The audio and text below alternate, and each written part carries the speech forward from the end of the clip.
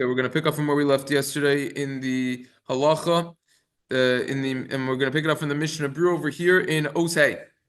Before we start the actual Mishnah Brew, let's just talk about what the Shulchan Aruch over here is discussing.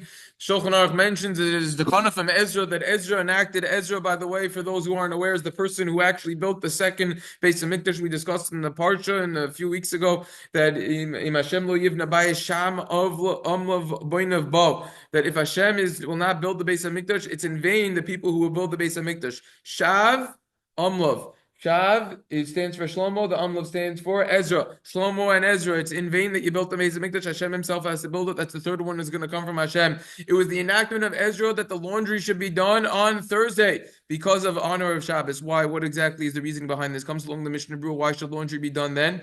Comes along the Mishnah Berurah in Hey, Hainu Kadeshia Lavan on the Shabbos, that it'll be clean for Shabbos. About Shabbos, don't do laundry Erev Shabbos. Kadeshia Pinuim Lesasa B'Sarchi Shabbos. In order that you will have time to be involved with the preparations of Shabbos. This we already saw in the Magen Avram. This is Chazar, the Sharat Tziyun over here quotes the Magen Avram. That's the idea over here. So this is the idea. Now continuing Lefize, Sarach Lizar Sholelech B'Chaluk Echad. According to this, person needs to be careful not to wear the same clothing every single week. If it's dirty, Ezra, in order not to go against this enactment of Ezra. Good. Moving right along, comes along the Mishnah Berurah, the Shulchan Aruch over here. And he says, no, Hagin Lavosh, the Shulchan Aruch says that the custom is to knead dough, the amount of challah that you need for challah, around 5 pounds in the house, to make challah from it, to cut with on Shabbos and Yontif. And this is covered Shabbos and Yontif, and you should not change this. That this custom to make the challahs. And then the Ramah says that some write that in some places they have the custom to eat mul yasa. That's called pashtida on Shabbos night. This commemorates the man which was covered from above and below. We'll have to figure out exactly what this pashtida is. However, I never saw anyone who had the custom to do this. This is the idea. The Mishnah Berurah over here in Vav says, besides for the fact that the kneading and the baking is part of honoring Shabbos and Yontif, just like it says at the end, there's another reason for this, which is to fulfill the mitzvah of Challah.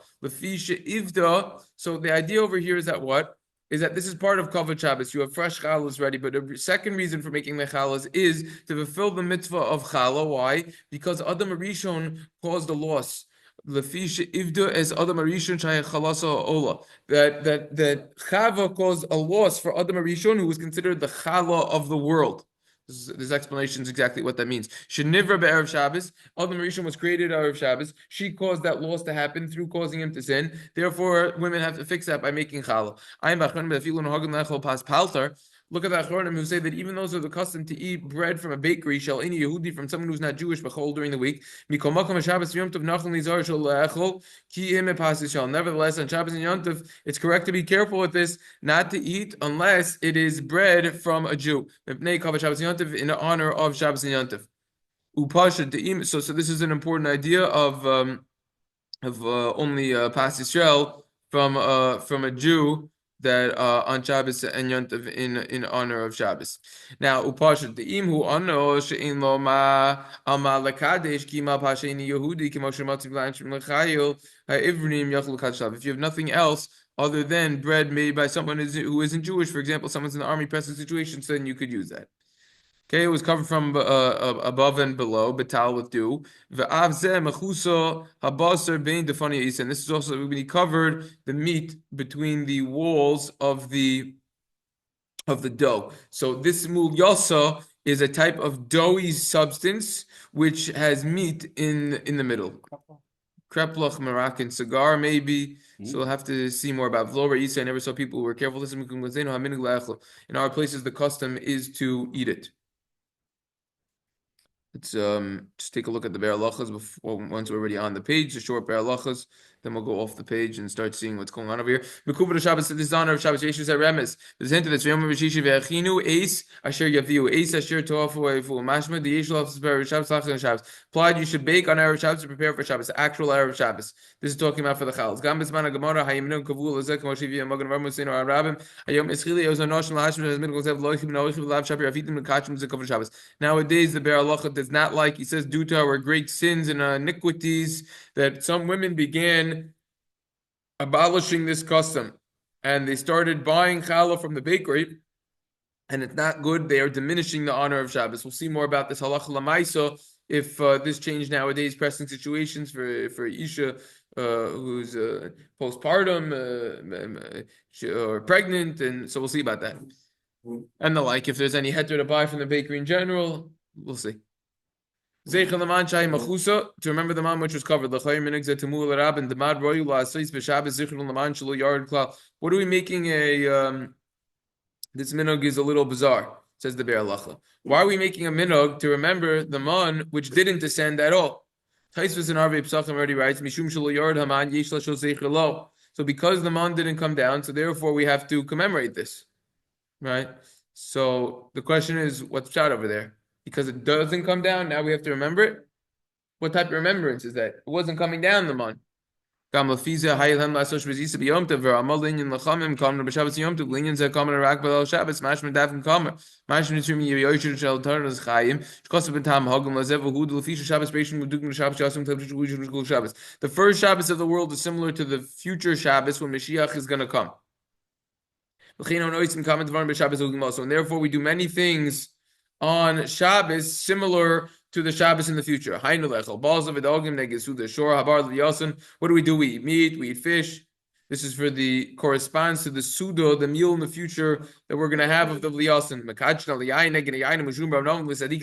We make Kiddush on the Yayin to remember, to which corresponds to the wine which is guarded in the grapes and is preserved for the righteous people in the future. And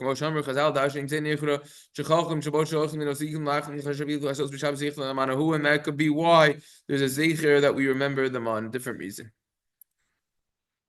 This is the Mishnah Brew over here. This is all the Mishnah Brews in our Siman. However, we didn't do a Be'er Halacha on the first page, which we're going to come back to. Does he say the reason is that we remember the mun, even though the mun didn't fall? The commemoration to the future Sudu, and yeah, it's me neither. Let's see the Ozva. We also do the Zeichel mun by the challah, by the challah cover and below it, right? Correct. Let's go straight to the Ozva Hadar and the Be'er Halacha. Let's see what they had. Chayr minhag zeh tamua.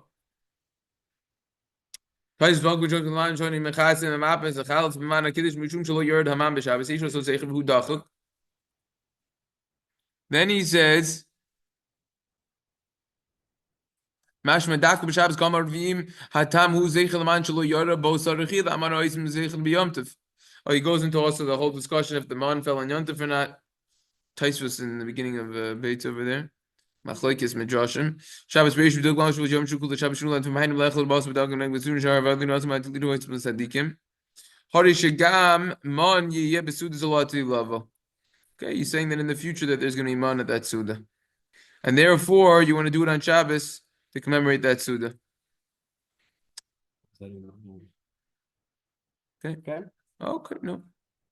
And you do see similarities, so. Okay, we'll have to come back to that. I gotta look at that and look at the Ozva Hadar over there. Let's take a look now at the Ozva Hadar Mishnah Brura. Ezra enacted to do laundry on Thursday, so you have prepare for Shabbos. Not on Shabbos, still yet you have time. And you need to be careful not to go with wearing the same garment that wasn't cleaned. Obviously, if it's dirty. You really don't need to dry clean your suits as often as you think. People think you need to dry clean them after wearing them twice. You really don't. Depends how long you wear it, how you wear it. But creased it is. How creased it is. Yeah, you just hang this thing up, it doesn't get creased. The Machasik Bracha says it's obvious. This enactment of Ezra is for only someone who doesn't have clean clothing. Someone who has clean clothing, he doesn't need to do laundry. Right? What's Pshat Adam Arishon is called the Challah of the world. It's based on a Bereshis Rabbah, referring to Adam Arishon. He was the end of the Challah of the world. Like a woman who kneads the dough in the water. The challah rises. That's what happens over here. Adam like rise. Hashem took water, ground. He like kneaded it together, so to say. It was dirt, right? Adam is alpha min Adama, right? He's dirt from the ground. Hashem, so to say, kneaded him. That's why Adam is called the Challah of the world. So therefore, when Chava caused Adam to sin, this Challah was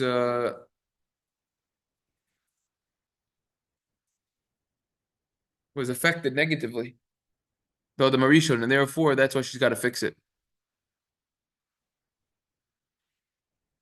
It's mentioned in Chazal, this idea in the Bereshis Rabbah Yud Zayin Ches. And the poskim, they say that the time to do this is on Erev Shabbos, because that's when Adam Arishon was created. That's why it's a auspicious time, and it logically makes sense to be involved with the Challah Erev Shabbos.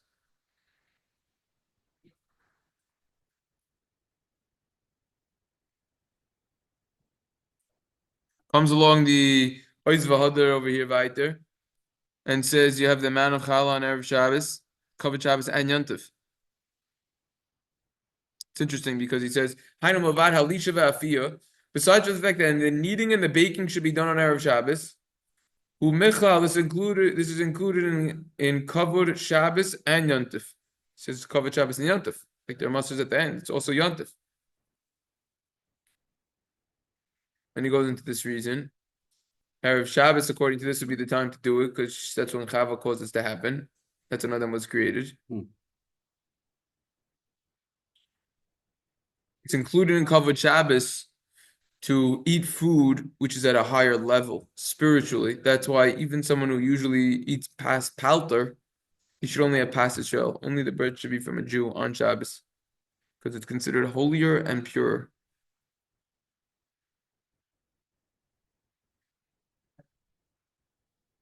That's what it says over here. Okay, minhag is to eat this mulyasa. Mulyasa. Mulyasa is that thing, dough that had meat in it.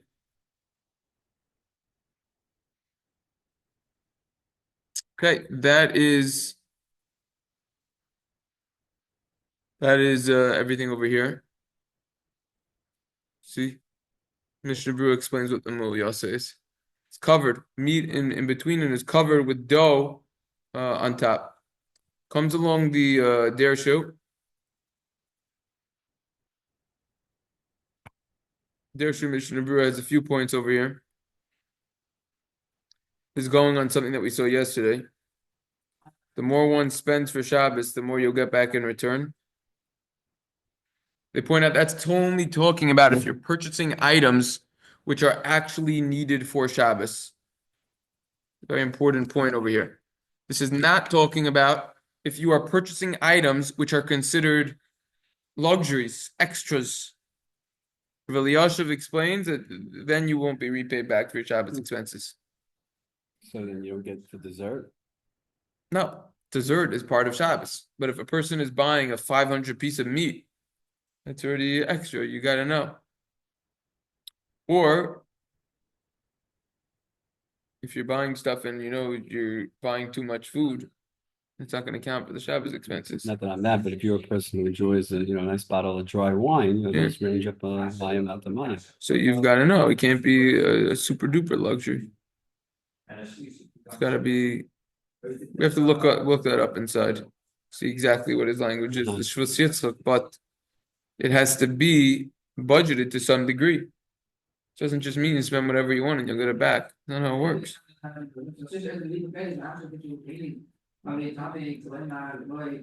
The expenses that a person expends and pays for electricity and water so that there won't be any desecration of Shabbos attached to it. AKA in Bnei Brak, what they do with the generators, with the water heaters, because it's made in a prohibited way on Shabbos from people who aren't religious. So if you pay extra money to have the generator, according to Rav Nisim Karel, it's That's included in Shabbos expenses. Similarly, a person who is regular to heat his house or to cool it in the summer. Expenses towards heat and air conditioner.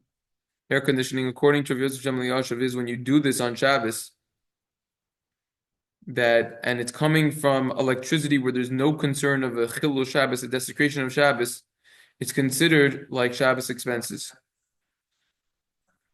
And because it's not an honor of Shabbos that a person is going to be lacking with something that he's used to. So that also as well will be added for paying for that. This is what the question that we ended with yesterday. You will be repaid for expenses spent towards heating and electricity on Shabbos and all those things. Don't try to go cheap. It's brought down in another place. It could very well be in some poskim, some in Reish Samach Gimel in particular. Any room that you think you're going to go in on Shabbos and use, you should keep the lights on. You could say. There's all the shvus stuff he's quoting. No, this is not anymore. This is the Chutshani, and this part's the Shvus Yitzchak. The Chutshani is going in the generator business, and then this idea is the Shvus Yitzchak. I'll make a PDF on that Blina for tomorrow, okay? We'll see it inside. We'll see it inside.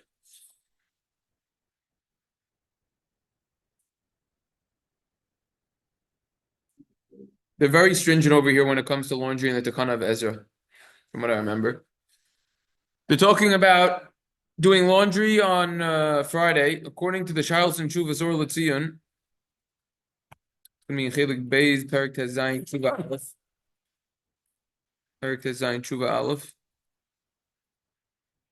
Even though the burden is very small, it's prohibited.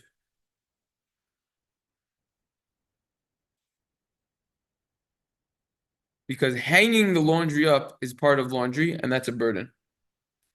So they're assuming that you're hanging your laundry, which will preoccupy your time, and then you won't be able to be involved with the preparation of the Shabbos. Also, Chaim Pinchas Steinberg says prohibited to hang your laundry up on Friday.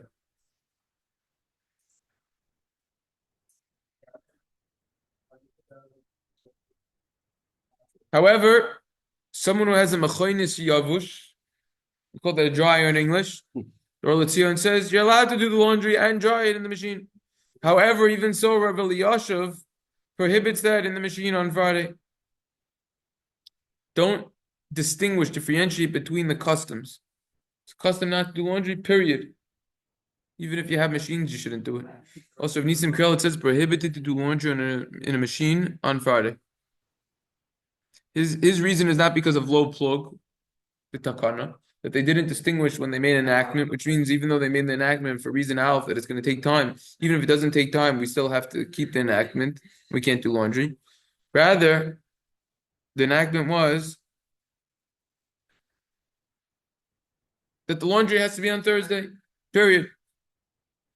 And that's why you can't even do laundry on a small garment. Chaim Pinchas Steinberg also wouldn't do laundry on Friday. Shlomo Zalman Auerbach says this is why it's better to do laundry on Thursday. Nowadays, we typically don't do laundry for something that's going to be used on that day. So if you're going to be used for clothing that's going to be used right after immediately. So if you're going to do laundry on Friday, it's as if you're already pairing it to your clothing for after Shabbos. However, children clothing, 5, 6, younger, certainly the Or Letzion will agree you're allowed to do laundry whenever you want. Also, if Nisim Karelitz, especially if they're soiled, may I add, myself. Someone who had extenuating circumstances and was unable to do laundry, the Kaf HaChaim rules in Sifkat and Chaf, the Kaf HaChaim paskins, it's permissible to do laundry on Erev Shabbos. Similarly, someone who doesn't have clothing that is laundered for Shabbos, Nisim Kirel, it says it's permissible to do laundry.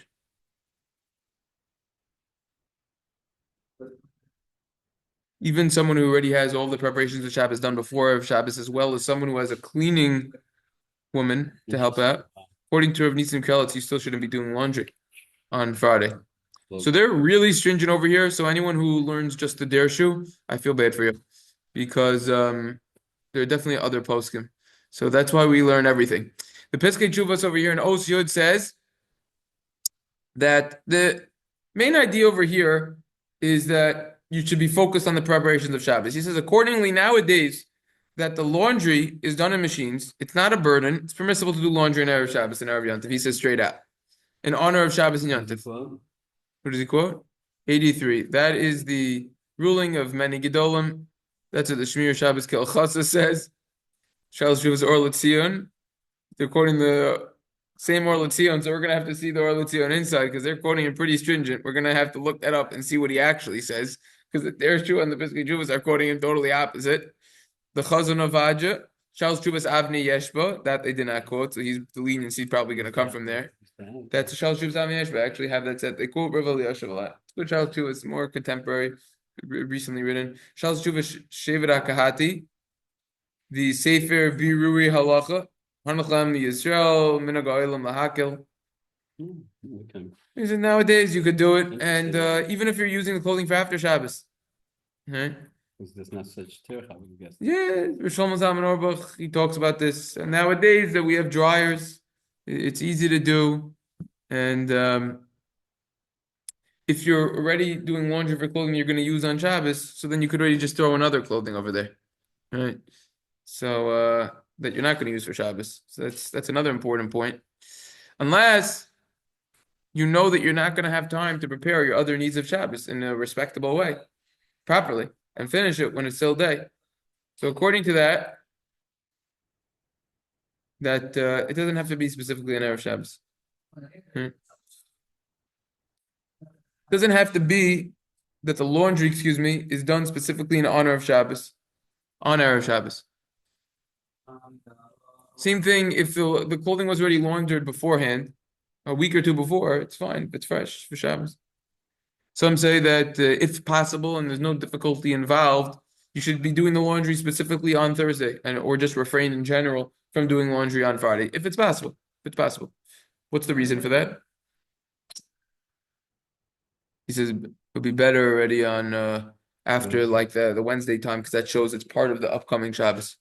The reason why it would be better not to is to worry about the Magen Avram, who said that the enactment of Ezra was not to do laundry on Erev Shabbos, and Beis Din can come along and nullify something that Beis Din already said earlier, unless it's greater in number and wisdom, which is not the case. There's also hidden reasons for enactments that were made, which we can't understand. Therefore, be careful, stay away from this. Also, it's law plug. Even though we have the machines nowadays that make it easier, they didn't differentiate when they said their enactment. So that's basically the idea. You do have a hat there to do laundry. Better not to, obviously, we see, but if it's needed, certainly fine. It's interesting he doesn't even talk about being okay for kids because he's just saying straight out that it's permissible. So, weigh the situation, assess and evaluate. Heter number 2. He didn't discuss the for sure, I guess. If he's holding all that, then for sure, if he's doing it, then for sure it'd be okay. Yeah, for sure. He's saying even a Jew. You don't even need to come on to that. Yeah. You don't even need to come on to that. That's why you didn't need to come on to the kid clothing. You just flat out said it's permissible. Nowadays, leniency number 2 from over here that we have fresh chalos. Chalos terios. The word terios means fresh. And they taste very nice. And it tastes better from the bakery than when they're made at home.